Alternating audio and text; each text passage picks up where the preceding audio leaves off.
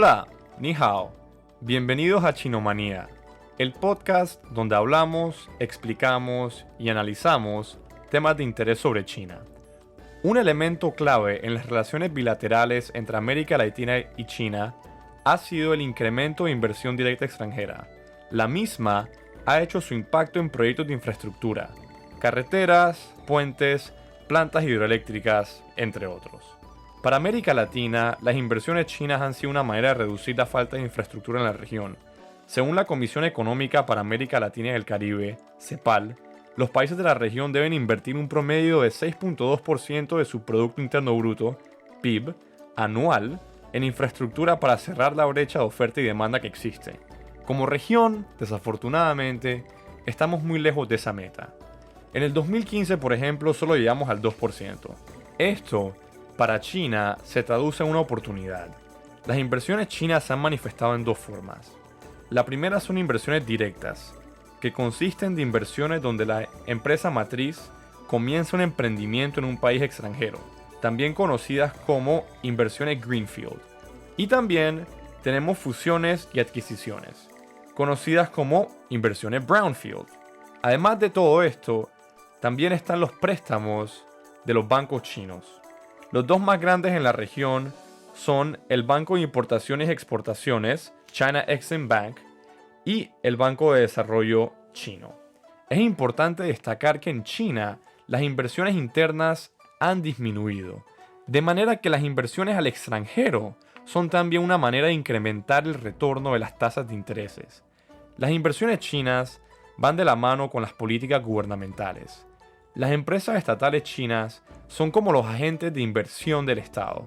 Por lo general, son los que participan en proyectos de infraestructura, trayendo con ellos trabajadores, tecnología y prácticas chinas. Podemos ver este movimiento de expansión hacia América Latina como parte del compromiso que hizo el presidente Xi Jinping durante la primera cumbre ministerial del foro China-CELAC en el 2015, de invertir $250 mil millones en la región entre el 2015 y 2019.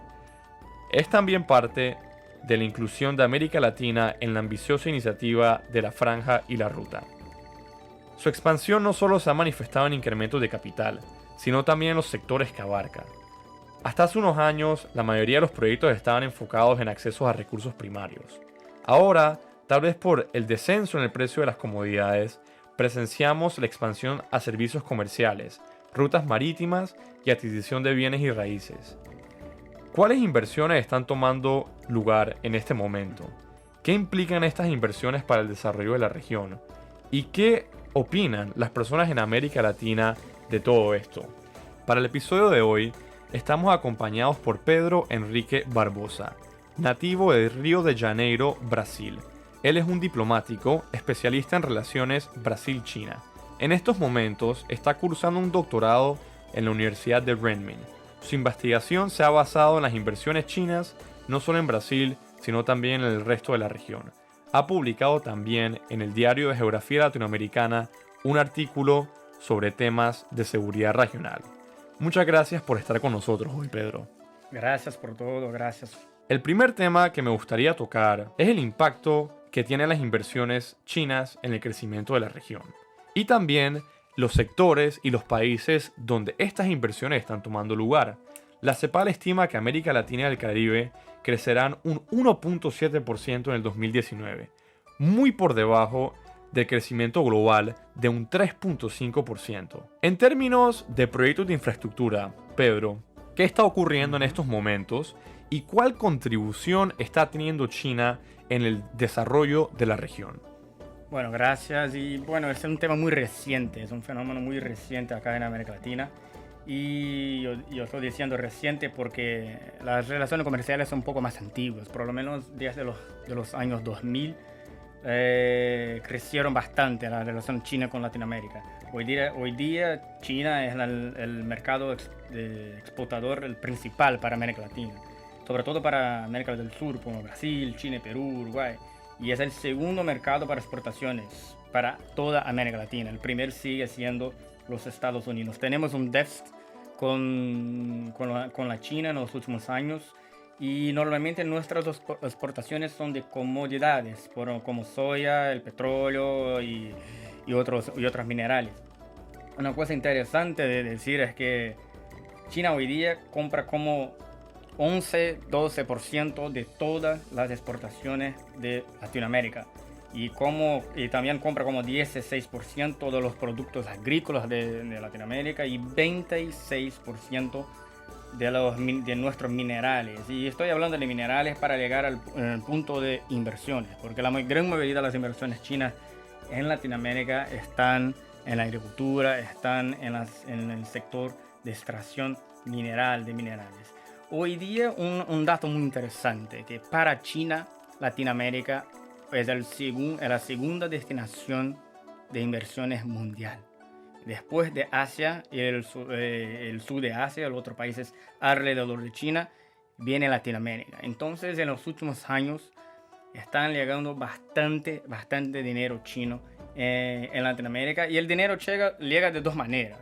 Una manera, como tú has explicado muy bien, una manera es como el Greenfield, son proyectos nuevos, ¿no? Son como construcciones nuevas. Y otra manera es el Brownfield, que es las fusiones, adquisiciones.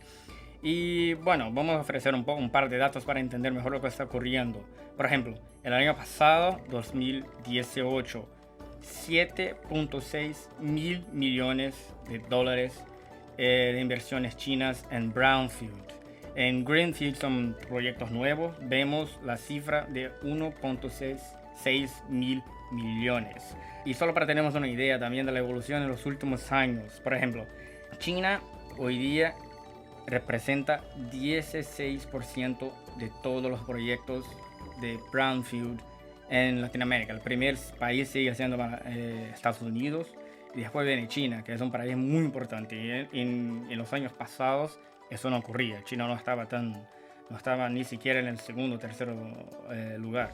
Ahora una información también muy interesante es que esa inversión china en los últimos 5 años, la mitad de las inversiones en Brownfield van para infraestructura. Toda la mitad de la plata va para infraestructura. Más de un cuarto de las inversiones chinas van para extracción de minerales. Hay una distinción en las inversiones chinas y de Estados Unidos o otros países, porque China la mayoría, como 3/4, son en minerales y infraestructura.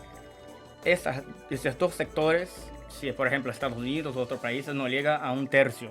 Entonces China, cuando está invirtiendo en América Latina, es una concentración muy fuerte en dos sectores. Ok, muchas estadísticas, muchos números. Intentemos de resumir y concretar toda esta información. ¿En cuáles sectores y cuáles países se está concentrando estas inversiones y hacia qué recursos está expandiendo? Hablemos un poco del caso del litio, que es un recurso nuevo que China está comenzando a explorar, muy distinto a otros recursos como el petróleo, la soya o el cobre, que ya forman parte de los recursos que tradicionalmente China está o tiene una trayectoria de haber extraído. Es una pregunta muy interesante. Y por ejemplo, hay inversiones chinas en todos los países de Latinoamérica, pero hay una concentración muy fuerte en 4 países: Venezuela, Brasil, Argentina y Ecuador. Y bueno, tú has mencionado el caso del litio. Sí, hoy día hay personas que dicen que hay una guerra por el litio. El litio es un mineral muy importante para las baterías de los coches eléctricos, para los portables. Bueno, es un mineral importante para el futuro. Que son los coches eléctricos y todas las baterías eléctricas de los coches y portables y todo con relación a electricidad. Y hay, sí, crecientes proyectos chinos, de empresas chinas comprando empresas en Latinoamérica. ¿Y por qué Latinoamérica? Porque tenemos 3 países que concentran 85% de las reservas mundiales de litio, que son Argentina, Bolivia y Chile. Y en los últimos años, 2 años por ejemplo, el gigante asiático ha invertido 4 mil millones de dólares en Latinoamérica solo en litio. Hoy día, para tener una idea mundial, las empresas chinas controlan casi la mitad de la producción mundial. y como ya tienen como 60% de la capacidad mundial de producción de esas baterías eléctricas. Entonces, hay inversiones chinas en litio, pero también hay infraestructura y, por ejemplo, la empresa china Merchants compró el puerto, el segundo puerto de Brasil, que es el puerto de Paranaguá. La State Grid, que es una empresa eléctrica, compró varias empresas en Brasil. La última se llama CPFL. Hay tecnología con Didi comprando empresas. Y hay también los coches chinos como Chang'an, que es un coche muy conocido por nosotros acá en China, que empezó a vender coches de Argentina el año pasado. Ok, pasemos al segundo tema. Tenemos todo este financiamiento que está entrando a todos estos sectores y países de interés. Pero nos preguntamos de dónde viene este financiamiento. BBC Mundo recientemente publicó que los bancos estatales chinos se han convertido en la fuente principal de financiamiento de proyectos de desarrollo regional. Esto ha superado otras fuentes de financiamiento tradicionales de la región, como el Banco Mundial y el Banco Interamericano de Desarrollo. Hablemos un poco, Pedro, sobre los bancos chinos y los fondos que se han creado como fuentes de financiamiento para las inversiones. Buenísima pregunta, buenísima, porque hablamos un poco de las inversiones, de algunos proyectos, y bueno, ¿de dónde viene el dinero? Bueno, son tres. El dinero viene de tres partes. Por ejemplo, son el Police Bank, son los bancos estatales. Bueno, todos los bancos son estatales, pero algunos son Policy Bank, son bancos como el Banco de Desarrollo de China, el CDB, en inglés el CDB, y hay el Banco de Exportaciones e Importaciones, que es el Exim Bank. Son bancos de desarrollo, de financiamiento chino para proyectos de desarrollo. Ahora, también tenemos bancos comerciales, también todos son estatales, pero son bancos comerciales, por ejemplo, el ICBC, Banco de China, el Banco de Construcción, Comunicación, la Agricultura, que son los mayores bancos del mundo también. Y algunos fondos, pero vamos a empezar por los bancos públicos, que son los bancos Policy Banks, que llamamos, que es el CDB y Exim Bank. Desde 2005, cuando les empezaron los financiamientos de estos bancos en Latinoamérica, fueron 140 mil millones de dólares en la región. Es bastante plata. Y esa plata es más plata, por ejemplo, que, como tú has dicho muy bien, que el Banco Mundial, el Banco Interamericano de Desarrollo y también la CAF. Los tres juntos no llegaron a esa cifra, no llegaron a ese número. Y, por ejemplo, el año pasado, 2018, fueron 7.7 mil millones de dólares. Es bastante. Bueno, en el pasado ya tuvimos más plata, menos plata, más inversiones, más financiamiento o menos, pero sigue en niveles muy altos. Y el sector, bueno, como estamos hablando, los sectores que reciben la plata de los Policy Banks son infraestructura y energía, sobre todo. Ahora hablando un poco sobre los bancos comerciales, que es algo nuevo, que no hay tantos estudios, reportes sobre eso, pero hoy día, según mis datos de un artículo que voy a publicar sobre este tema, solo en infraestructura, los bancos comerciales chinos tienen una ayuda de 35% en el total. Representa el 35% de lo total de las inversiones en infraestructura, en los financiamientos en infraestructura. Y también hay los fondos, acabamos de hablar de los fondos que están empezando todavía en la región, pero ya son bastantes fondos. Por ejemplo, hay el fondo que se llama CLAI, que es el Fondo de Inversión y Cooperación Industrial, que tiene un fondo de 30 mil millones. El CLAC, que es un fondo de cooperación China-América Latina, con 10 mil millones.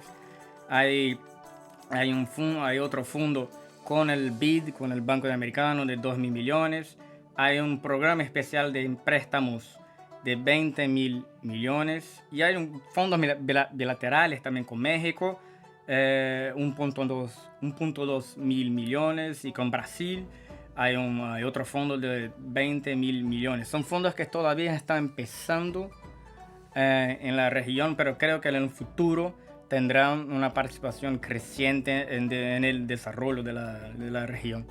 Ok. Veamos ahora el impacto que tienen estas inversiones y estos préstamos para la región. Del lado de América Latina hay una necesidad de infraestructura. Es decir, todos los estados estamos muy lejos de cumplir nuestras metas. Sí, sí. Y por el lado chino hay una iniciativa de exportar capital. No solamente incrementan su tasa de retorno, sino que también abaratan los costos para sus productos y lo hacen más conveniente. Sí. Entonces, cabe preguntar, ¿estos proyectos de infraestructura, inversiones, son para el beneficio de América Latina, de China, o de alguna manera ambos nos podremos beneficiar? Esa es una pregunta muy interesante, porque he hablado con varias personas que me preguntan, bueno, los beneficios de las inversiones chinas son buenos para quién, para Latinoamérica, China o para los dos. Yo creo que es bueno para todos, para China o Latinoamérica. Y tengo un ejemplo muy interesante, un reporte de la Organización Internacional del Trabajo del año pasado, yo creo. Llegó a algunos números muy interesantes. Por ejemplo, entre 1995 hasta 2016 fueron creados en Latinoamérica 1.8 millones de empleos en la región. 65% de estos empleos vienen del comercio de los dos países, como he dicho en el principio. Creció bastante en los últimos años, y 35% de estos empleos vienen de inversiones chinas que estamos hablando hoy. Pero seguro que, bueno, claro que hay desventajas y desventajas. Y leyendo y conversando con la persona, hablando con la persona, se ve que varias empresas o empresarios siempre están diciendo, bueno, los préstamos chinos son para las empresas chinas de invertir en Latinoamérica, pero las empresas latinoamericanas y algunos proyectos ellos traen empleados chinos y los latinoamericanos tenemos desempleo y tenemos nuestros problemas. Y hay otro reporte del año pasado, Daniel, de octubre, de la Federación Internacional de Derechos Humanos, que es un grupo de 180 ONGs de todo el mundo. Y ellos analizaron 18 explotaciones minerales, petroleras y hidroeléctricas en 5 países de la región: Argentina, Brasil, Bolivia, Ecuador y Perú. Y ellos empezaron a decir, bueno, hay algunas violaciones de derechos humanos, no solo de empresas chinas, de empresas de todo el país, pero una parte solo para China. Por ejemplo, violaciones de los derechos de las poblaciones indígenas, daños ambientales, por ejemplo, proyectos de la hidroeléctrica de Coca-Cola Sinclair, que es en Ecuador, y bueno, algunos derechos laborales no fueron respetados. Vale, hay problemas. Todas estas inversiones representan para América Latina una oportunidad y una fuente de financiamiento que antes no existía. ¿No crees que también esto presente riesgos para la región y aquellos países que están prestando de caer en una trampa de la deuda o en mucho endeudamiento que no puedan pagar? Sí, hay un riesgo. Es un problema que, bueno, la media internacional está analizando los préstamos chinos en todo el mundo, la franja de la ruta. Bueno, el riesgo de la trampa, sí hay el riesgo, pero parece que hasta ahora solo Venezuela tiene ese problema, sí, así se puede decir. Hubo un reporte muy interesante este año de la Universidad de Boston University, sobre la cuestión del comercio e inversiones chinas. Y ellos estaban hablando, bueno, parece, según las reglas que estableció el Fondo Monetario Internacional, parece que en Latinoamérica solo Venezuela tiene el problema de la trampa, pero todavía se sabe cuál es el tamaño del problema, porque los datos no son abiertos. Pero como Venezuela está siempre en negociación con China para hacer más financiamientos, parece que ellos llegaron a un punto que, bueno, la deuda está muy alta. Ok, y recientemente leímos y escuchamos el caso de la planta hidroeléctrica en Ecuador, que fue con financiamiento chino, y además de todo esto, ha habido varios proyectos en Ecuador y hubo un cambio de gobierno ¿No crees que también Ecuador está en riesgo de, no digamos que una situación tan severa como la de Venezuela, más también están como en esa ruta?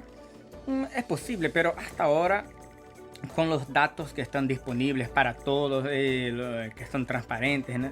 Me parece que Ecuador no llegó al punto de la trampa de la duda. Yo creo que no.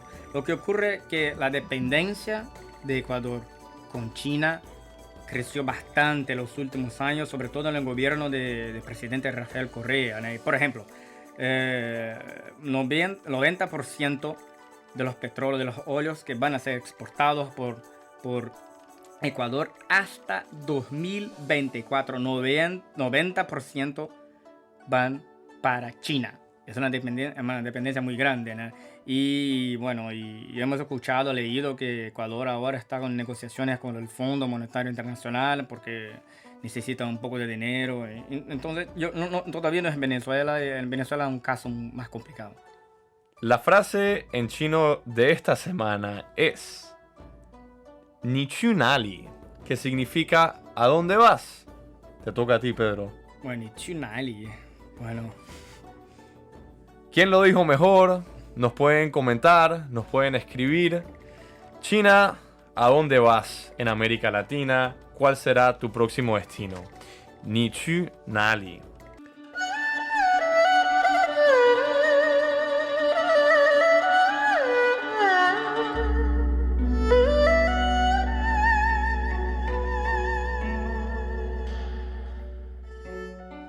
¿Qué más está pasando entre China y América Latina?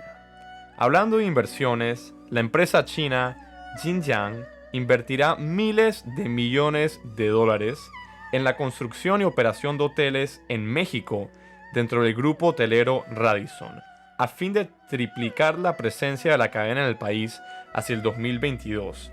Entre el 2019 y el primer cuatrimestre del 2020 se tiene contemplada la apertura de 3 nuevos hoteles en Jalisco e Hidalgo. Los hoteles Radisson, que pertenecían a una familia en Minnesota, Estados Unidos, fueron vendidos al grupo empresario chino HNA en el 2016.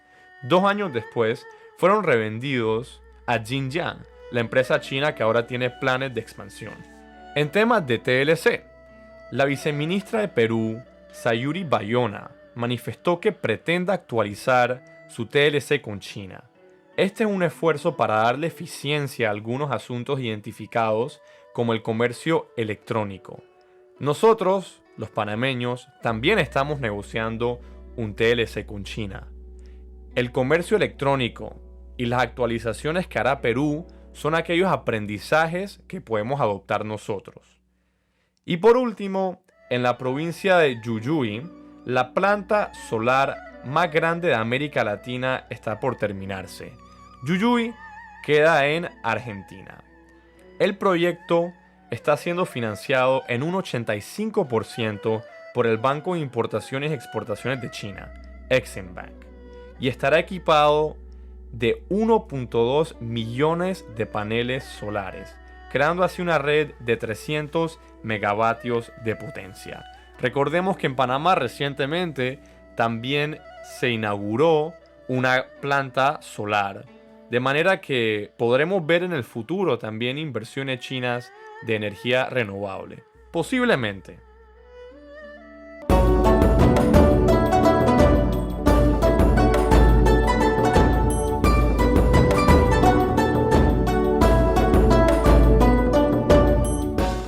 Muchísimas gracias por su atención.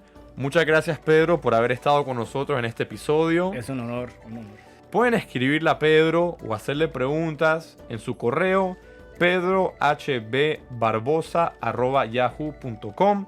En todo el correo, la B de bueno y la S de solar. Pueden seguirme en Twitter en @sebasnarjo. Hasta la próxima. Zaijian. Chinomanía es una producción de La Prensa, presentada por Sebastián Naranjo, editada por Miguel López y música de Wayfrog.